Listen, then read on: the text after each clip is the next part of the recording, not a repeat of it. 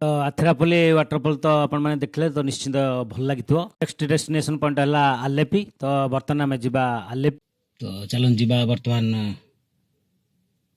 ଆଲେପି ଆମ ହୋଟେଲକୁ। ତ ତାପରେ ଆଉ ଯାହା ହେବ ମୁଁ ଆପଣଙ୍କୁ ଦେଖେଇବି। ତ ବର୍ତ୍ତମାନ ଆଲେପି ଯିବା ଫାଷ୍ଟ। ତ ଆମର ଡେଷ୍ଟିନେସନ୍ ପଏଣ୍ଟ ହେଲା ଆଲେପି, ପାଖାପାଖି 250 କିଲୋମିଟର ହେବ। ତ ଚାଲନ୍ତୁ ଷ୍ଟାର୍ଟ କରିବା।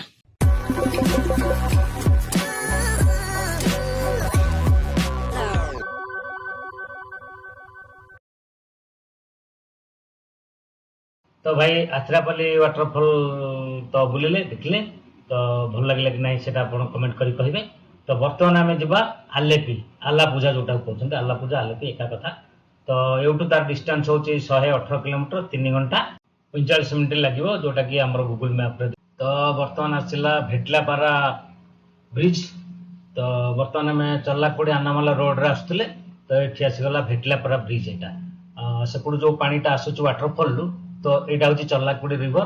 तो यहीपट देखिए से क्रॉस करुच्ची तो ता ऊपर ब्रिजटा है ब्रिज ना है भेटलापारा ब्रिज। तो बहुत भल व्यू अच्छी। तो चल आम भी टे देखा एंजॉय कर।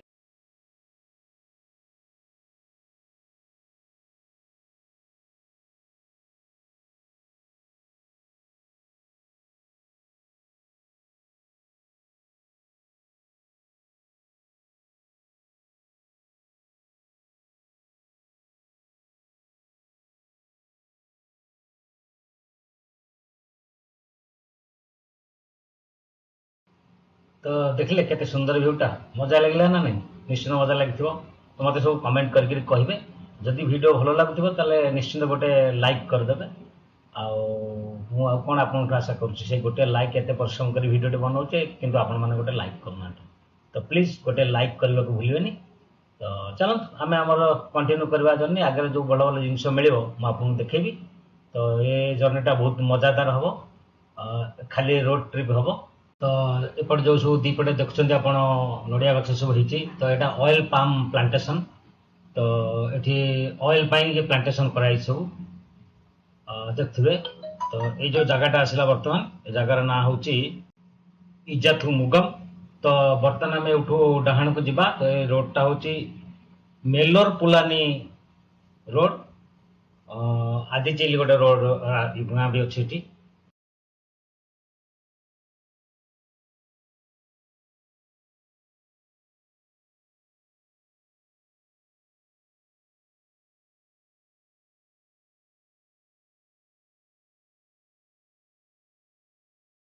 एक्चुअली भाई से जो आगे लोक मैंने ठिया आपको देखा तो से ऊपर एक्चुअली हाथी पल अच्छा।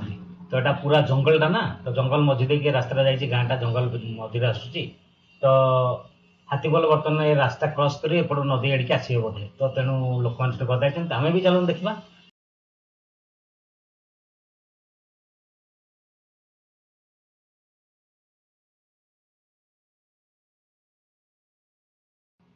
तो भाई यहाँ हूँ पूरा जंगल रास्ताटा। तो आम जंगल मझी देखिए क्रॉस कर बर्तमान। तो ये जंगल भितर छोट छोट सब गाँ फा आस। तो यहाँ पूरा प्योर जंगलटा। तो एपटे सब हाथी फाथी बुलूँ यहाँ बर्तमान कैमेरा कैच होनी। तो मुझे देखे पारनी कि आमको देखा जाऊँगी। तो टिके आगू गले से हाथी आगू जाऊँगी। तो मुझे गाड़ी रखी टे देखा चेष्टा करी जदि कैमेरा देखा तो आपण को देखेबी। तो यहाँ पूरा जंगल रास्ताटा भाई डाण पटे केनालटा अच्छी। तो एपटा पूरा जंगलटा। तो आम जंगल देकी क्रॉस कर बर्तमान।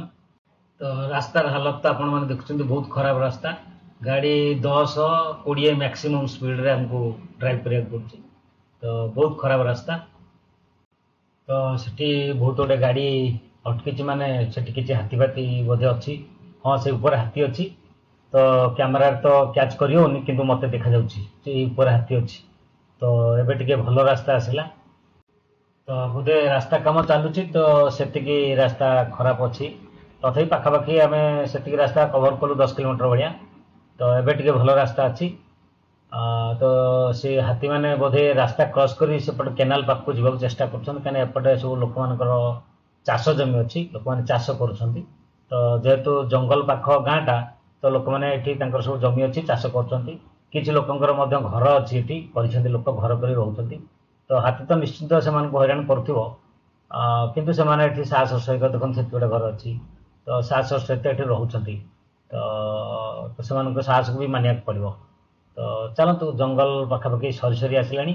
ତ ଏବେ ଗୋଟେ ଗାଁ ବୋଧେ ଆସିବ ଆଗକୁ ଦେଖାଯାଉଛି। ତ ସହର ଭଳିଆ ଟିକେ ଲାଗୁଛି। ତ ଚାଲନ୍ତୁ ଦେଖିବା ସହର ଆସିବ କି ସେଇ କଣ୍ଟିନ୍ୟୁ କରୁଛି ଜଙ୍ଗଲ। ତ ବଢ଼ିଆ ବଢ଼ିଆ ବଢ଼ିଆ ଭ୍ୟୁ ଆସୁଛି, ତ ଆପଣଙ୍କୁ ନିଶ୍ଚିନ୍ତ ଭାବରେ ଭଲ ଲାଗୁଥିବ ଦେଖିବା ପାଇଁ। ତ ଆମକୁ ତ ମଜା ଲାଗୁଛି। ତ ନିଶ୍ଚିନ୍ତ ଭାବରେ ଆପଣଙ୍କୁ ବି ଭଲ ଲାଗୁଥିବ। ତ ଭଲ ଲାଗିଲେ ଆଉ ତ ଦେଖନ୍ତୁ ଏବେ ଆସିଗଲା ଗୋଟେ ସହର। ତ ଲାଗୁଛି ତ ସହର ଭଳିଆ, କିନ୍ତୁ ଆଗକୁ ଲାଗୁଛି ପୁଣି ଜଙ୍ଗଲ କଣ୍ଟିନ୍ୟୁ କରିବ। ତ ଏଠି ବଢ଼ିଆ ବଢ଼ିଆ ଘର ଅଛି। ତ ଏଇଟା ଗୋଟେ ଛୋଟିଆ ଗାଁ ଏରିଆଟା, ସହର ନୁହେଁ, ଏଟା ଗାଁ ଏରିଆଟା। ତ ଦୁଇପଟେ କିଛି କିଛି ଘର ଅଛି, କିନ୍ତୁ ଜଙ୍ଗଲ କଣ୍ଟିନ୍ୟୁ କରୁଛି ଏବେ ବି।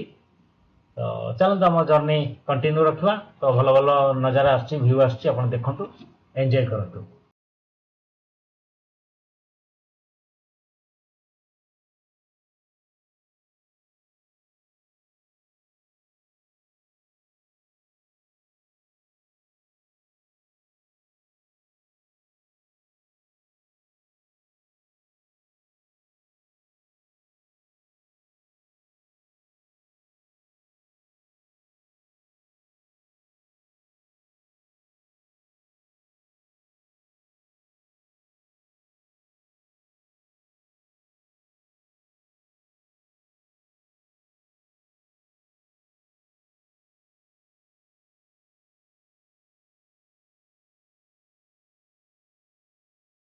ତ ଭାଇ ଆମେ ବର୍ତ୍ତମାନ ଆସିଗଲେ ପୋଥାମକୁଟି ରୋଡକୁ। ତ ଆମେ ଯେଉଁ ଜଙ୍ଗଲ ରାସ୍ତା ଦେଇକି ଆସୁଥିଲେ, ଏଠି ବି ଜଙ୍ଗଲ କଣ୍ଟିନ୍ୟୁ କରିବ, କିନ୍ତୁ ଏଇଟା ହେଉଛି ଟିକେ ଭଲ ରାସ୍ତା। ତ ଏଇଟା ହେଉଛି ପୋଥାମକୁଟି ରୋଡ ଏଟା। ତ ଆକୁ ଏ ଦେଇକି ଆମେ କଣ୍ଟିନ୍ୟୁ କରିବା। ଏ ରାସ୍ତାରେ ଆପଣଙ୍କୁ ପେଟ୍ରୋଲ ପମ୍ପ ବି ମିଳିଯିବ। ତ ଏଠି ଗୋଟେ ବଢ଼ିଆ ଭ୍ୟୁ ପଏଣ୍ଟ ବି ଅଛି। ତ ଆମେ ତ ଭ୍ୟୁ ପଏଣ୍ଟ ବର୍ତ୍ତମାନ ଯିବାନି। ତ ଅଲମୋଷ୍ଟ ଜଙ୍ଗଲ କମ୍ପ୍ଲିଟ୍ ହେଇସାରିଲାଣି। ତ ଏବେ ସହର ଆସିଗଲାଣି।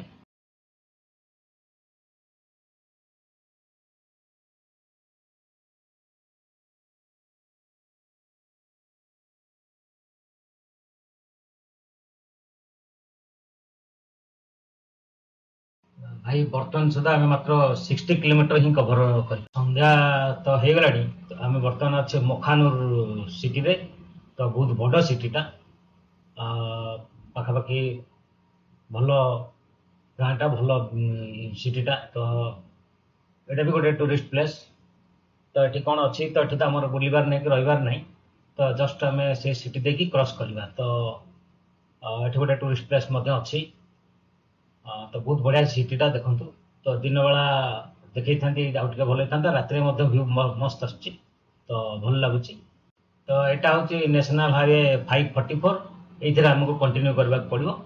ତ ରାସ୍ତା ତ ବହୁତ ବଢ଼ିଆ। ଆପଣ କେରଳ ସାରା ବହୁତ ଭଲ ରାସ୍ତା ମୁଁ ଆପଣଙ୍କୁ ଦେଖିଛି।